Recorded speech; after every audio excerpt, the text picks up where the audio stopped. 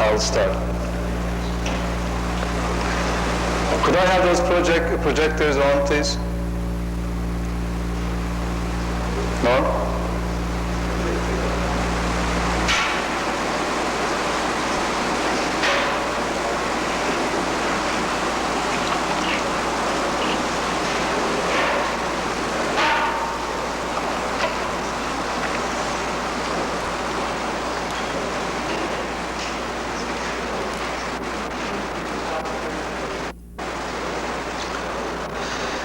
The sense of learning.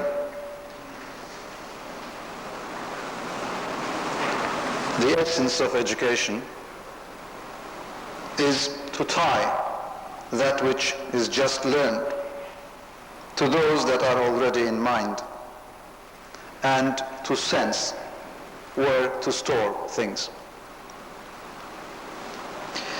If a process can make people to store information, things that they have just received in the right bracket in their mind, it's called education. To store is to associate, to tie that bits of knowledge to those that are already learned. Whether this process is basically inherited or learned is still a question in my mind. A good example for this would be like one has to have a base to compare, let's say, a theater building to other theater buildings in order to recognize its architectural strength and its life as a statement. To be able to read or understand or to tune ourselves up to those dimensions, in order to sense those dimensions, those bonds, one should first learn the basic. In this case, in the case of architecture, a door, a window, a stairway, a room, and identify factors affecting them, shaping them, and find a bond between those factors and sense the tie between those elements. This is true in every field. In architecture, one has to have a sense to bring one identity next to another.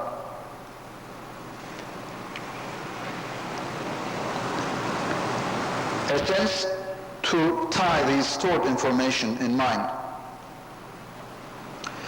These bonds, I believe, also are the essence, the character of our storing capacity, in the sense that we store things only if we have proper patterns of identification. In other words, if we do not know how to identify an element, we will definitely be wrong of storing it in our mind. This is likely the topic of today's discussion. It's a way of looking at things. It's maybe my way of defining my bondage in my mind. An element that ties my seeing of things around the physical environment. And since I do not differentiate between the physical environment and the social environment, I might say that it is in fact a social environment. To identify those elements, we have to have a sound basis for definition,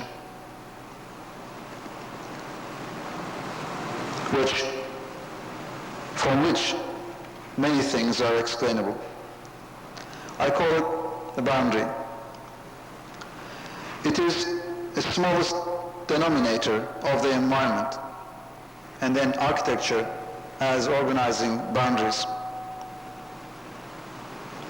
Wherever I am, in a theater or in a concert hall, driving, I see, hear, feel things through the screen of this boundary.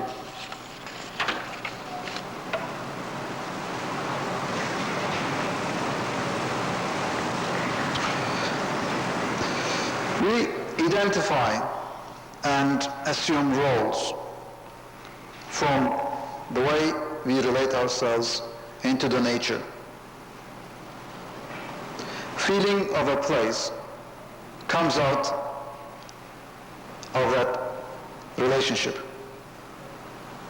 A place is a feeling that comes from the way we interrelate ourselves through things that are around us at that specific time. Because of that, we assume a role, maybe like in this classroom. The way I place myself in this room, relating to you, to other things like projector and screen, is my assumption of my role, so is your assumption of your role. Let's take a feeling of privacy and deal with that part, which is a physical dimension.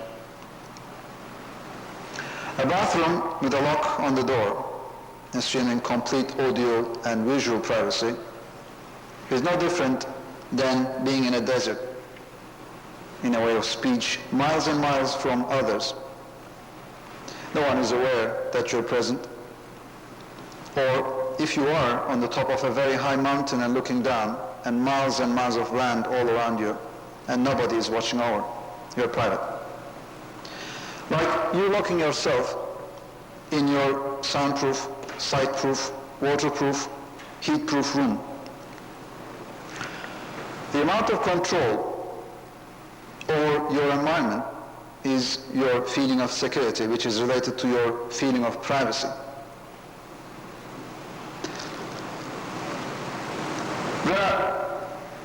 I'm coming to see the feeling of a place. That the feeling of a place comes from the fact that we feel we are related to the elements in our environment at that cross-section of time. In other words, in different words, it's our feeling of others, which is regulated and shaped by boundaries. This is the very essence of architecture. Architects identify, recognize, compose, and coordinates the construction through those elements that bound behavior. Even when driving, let's say to Indianapolis, our feeling of being in one specific place comes from the fact our relationship to our environment that we started, like Muncie, and to where we're going. Place that we're going is also stored in our mind with its relationship of other places around it. It means, to me at least, that we even store in terms of these boundaries.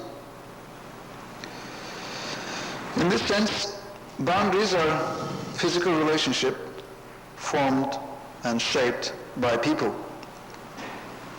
Certain types of boundaries existed for thousands of years, no matter where. And as architects, we organize them and make one organization different, like a house, than another one, which is a school. And basic boundary types do not change. Today, technology gives us new types of boundaries, new sets, new types of relationships. I believe when these types are built without considerations of their behavior consequences, it creates confusion. And architects must be very, very careful when choosing and organizing boundaries.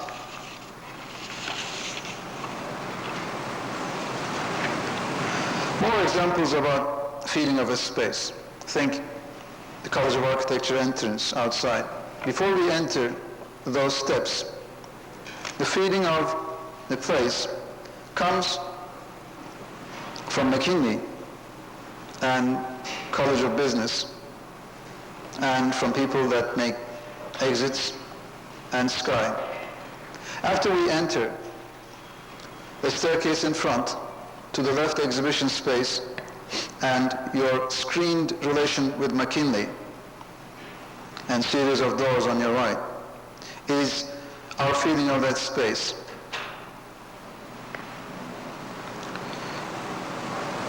Feelings of these rooms comes from the way we relate ourselves to entrance, to dean's office, to secretaries, to library space, to studio spaces, and to elevators and other things around this room, even outside.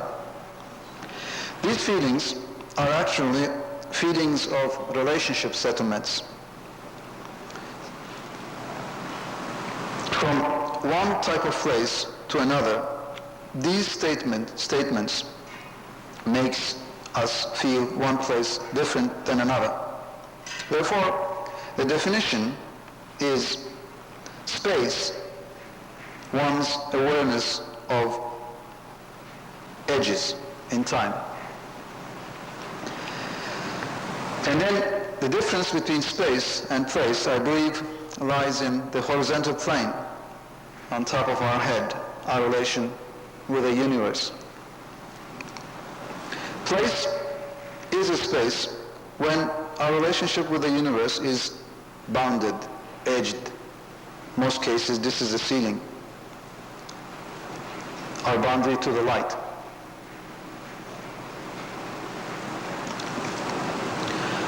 To sky.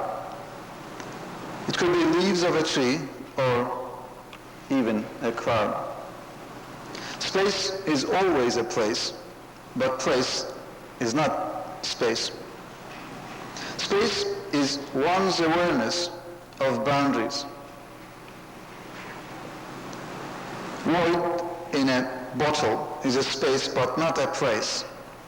On the other hand, a cup, a plate is a place.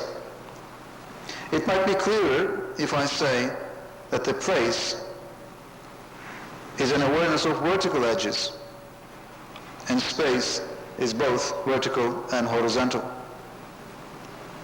Then the issue of scale comes into the picture. And we are certainly aware whether that piece has something to do with our activities, with our sizes or not. Then we comprehend it as a space. One begins to describe the relationship of behavior and boundary in spatial context with the example of the first wall that man has ever built. That it should be brought into the frame, and that is, it was out of the desire of man to form a new type of relationship between him and another man. So for me, the emphasis is more on the social side than the technological. The limit of any domain, whether a wall or a fence, determines man's desire to establish a type of social relationship with another being. So, the very reason for a wall to exist is social behavior. And behavior is then boundary, and boundary is behavior. The walls of a room through which we form our relationship with outside gives us a measure for our feelings of security and privacy.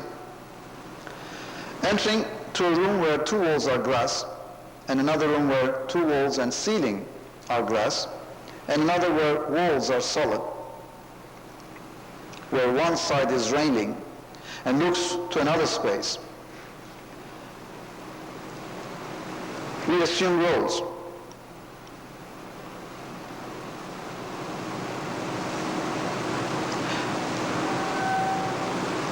And these are, as far as my experiences are concerned, extremely general. That means extra-cultural. A house is a typical behavior setting. It is a set of behavior relationships reflected in spatial organization. A kitchen is one type of relationship pattern, which is different than a bedroom. And its relationship with other elements, like its relationship to the entryway, to other bedrooms, to garage, and to outside, then let's say to a living room. My aim is partly to look at these systems of interrelations, and I believe it parallels with the architectural education objectives.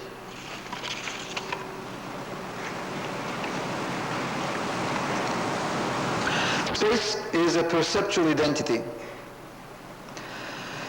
And architecture is the organization of the perceptual environment.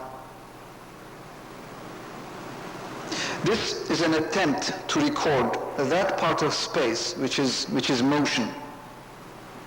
In other words, it's an attempt to define the use or the function in terms of motion, in terms of visible entities. Space evokes use, and use is evoked by its relatedness to human dimensions and users' patterns of mechanical behavior. Use changes. Change potentials for certain types of space can only be predicted if human behavior mechanism in relation to the elements of space is thoroughly known.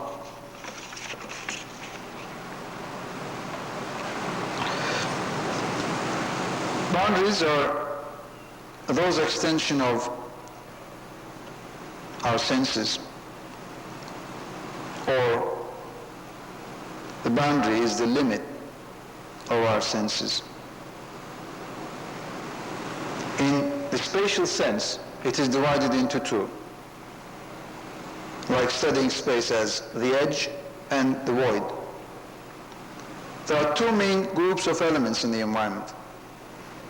Anyhow, that's how I store them in my mind. One is the element that are bounded by behavior, like chair, table, that are formed, shaped by behavior, and the elements that are bound behavior, like walls and edges. The description of architecture then is organizing boundaries. And the joint of behavior and boundary is the place where architecture begins.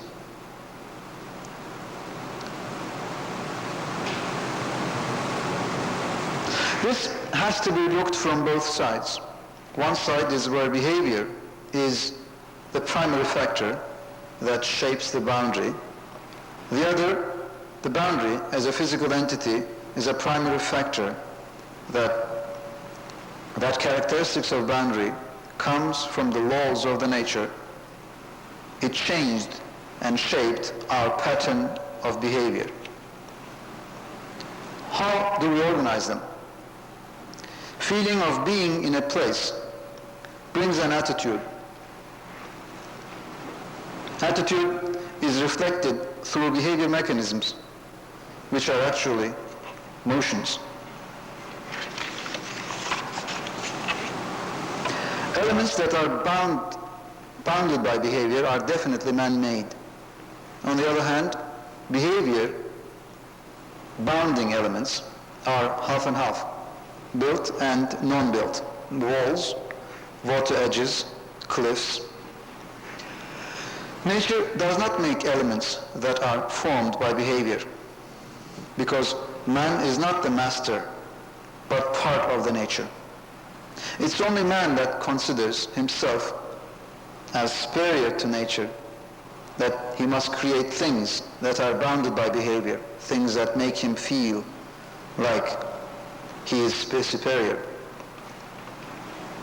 Elements that are bounded by behavior are sets of mechanical behavior, that a chair is a behavior mechanism before it's a piece of furniture.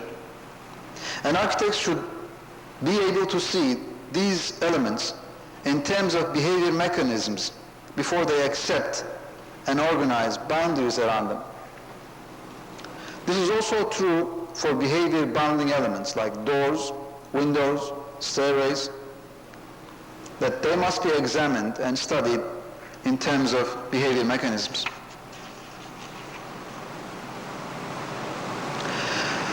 I will repeat again. There are three aspects of a boundary. One is the elements that are bounded by behavior, maybe also like fork, spoon, chair, table,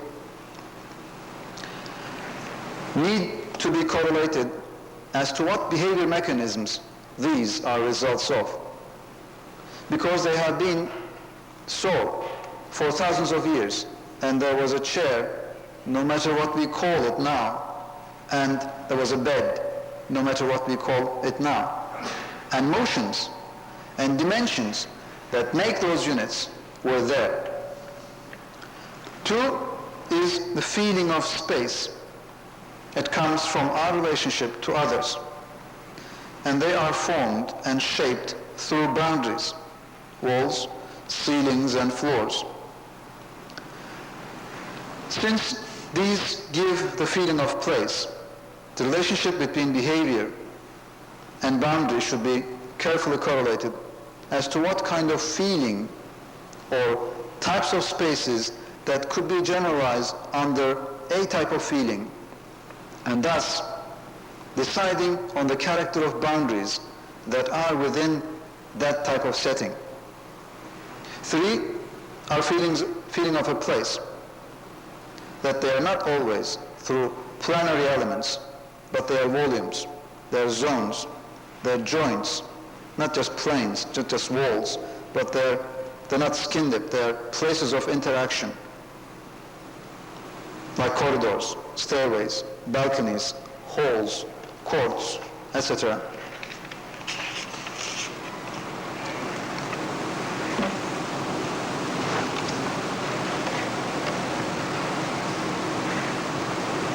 Every information going to our receptacles shuffles our storage tanks and looks for a placement and changes groups, changes relocations in our mind. With every turnaround, groups become clearer. Relationships begin to make more sense.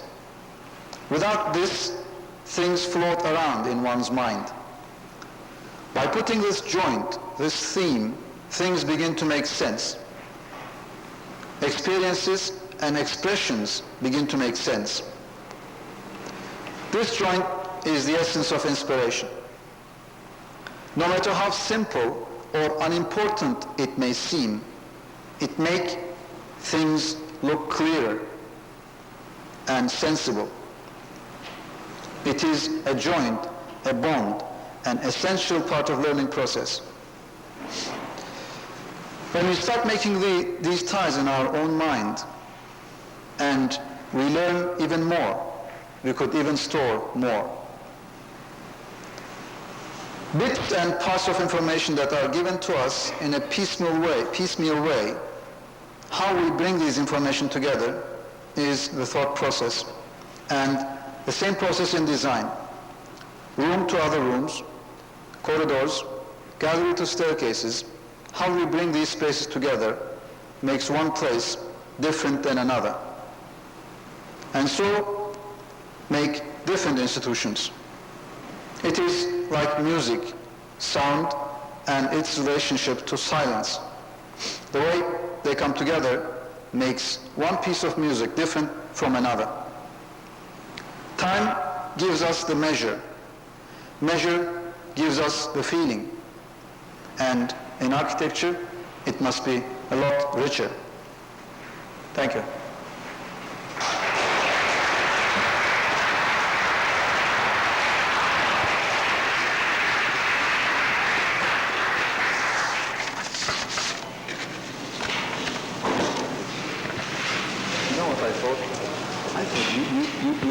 stop making introductions because... No, I came here and you'd already started. I apologize. I apologize if I stopped.